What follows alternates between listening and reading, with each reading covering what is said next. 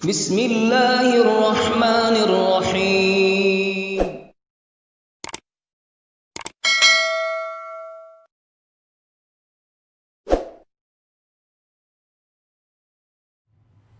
نحمده ونصلی علی رسولہ الکریم، اما بعد، اعوذ باللہ من الشیطان الرجیم، بسم اللہ الرحمن الرحیم۔ سب دیکھنے اور سننے والوں کو السلام علیکم۔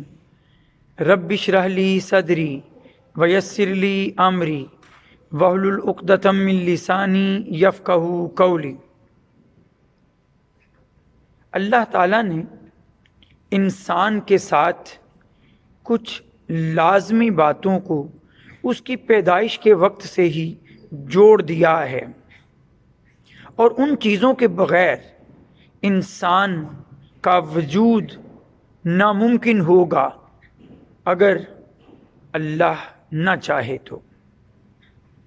ان میں سے ایک چیز خوراک بھی ہے، ایک چیز کھانا بھی ہے۔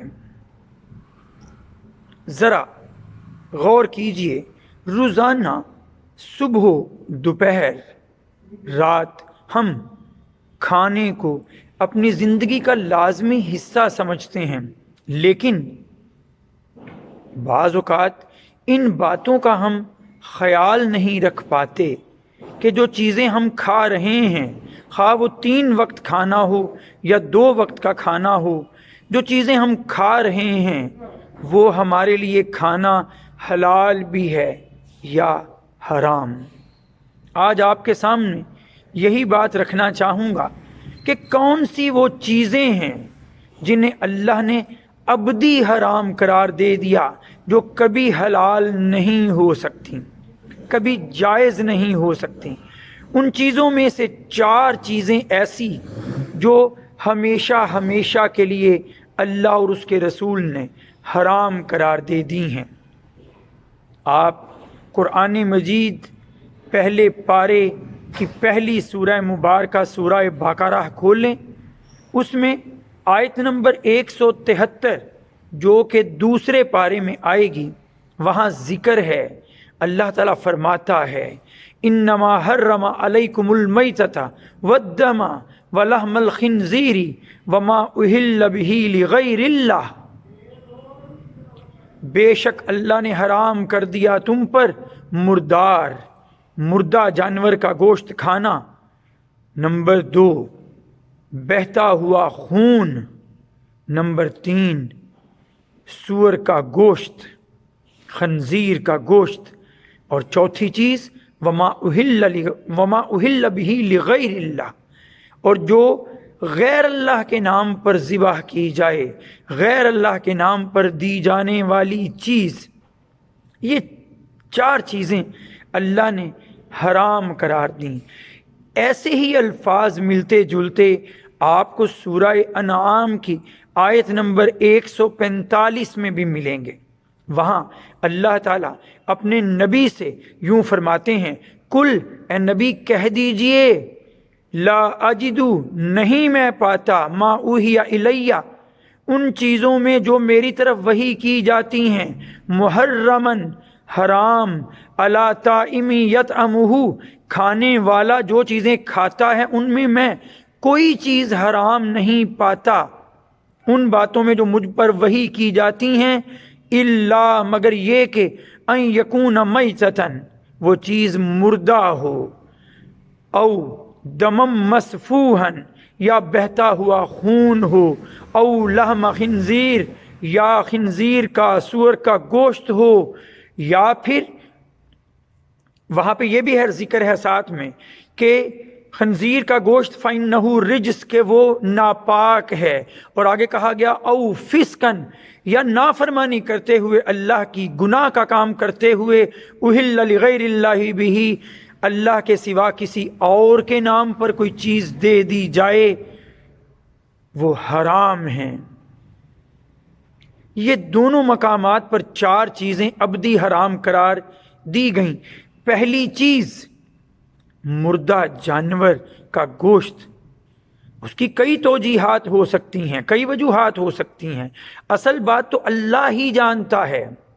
لیکن جو بات سمجھ میں آتی ہے کہ مردہ جانور ذبح ہونے سے رہ جاتا ہے اور اس کی رگوں میں جو خون ہے وہ بہنے سے رہ جاتا ہے، اس لیے اسے مردہ جانور کو حرام قرار دیا گیا۔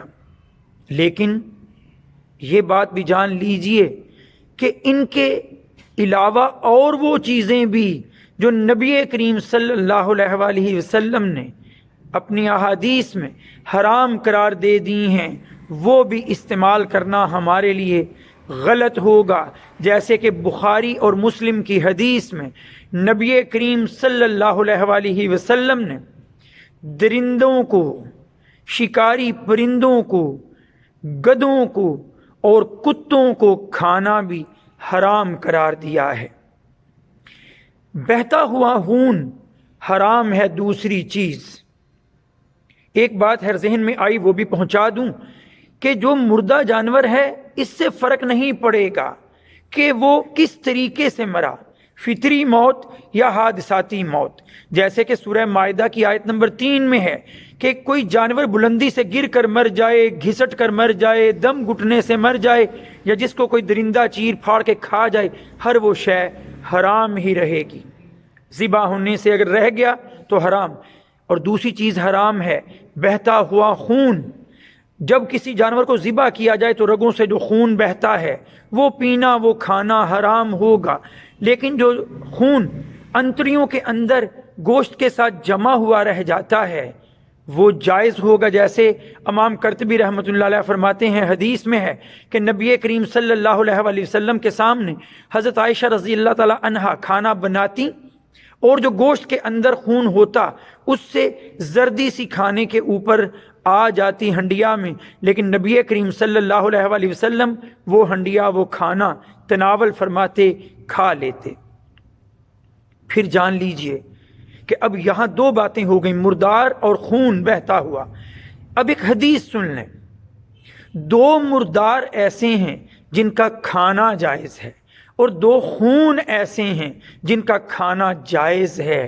حدیث میں آتا ہے نبی کریم صلی اللہ علیہ وآلہ وسلم نے فرمایا، احلت لنا، ہمارے لیے حلال کر دیے گئے، میتتانی، دو مردار، الحوت، مچھلی، والجراد اور ٹڈی، ودمانی، اور دو خون بھی حلال کر دیے گئے، الکبد والطحال، ایک کلیجی اور ایک تلی، یہ دو خون حلال ہوں گے۔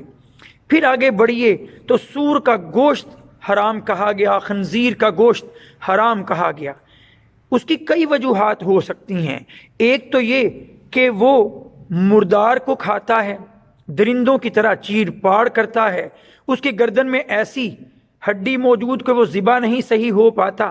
لیکن ان ساری باتوں کو میں ایک طرف رکھوں تو سب سے بڑی بات مجھے سمجھ آتی ہے، ثابت کرتی ہے آج سائنس بھی، کہ اللہ نہیں چاہتا کہ معاشرے میں کسی طرح کی فحاشی پھیلے، تو سور کے گوشت سے کھانے سے اس کے فحاشی کی طرف رغبت بڑھتی ہے۔ اللہ نے سور کا گوشت ہی حرام کر دیا کہ نہ کوئی یہ کھائے اور نہ اس کا میلان، اس کی رغبت بے حیائی کے کاموں کی طرف ہو۔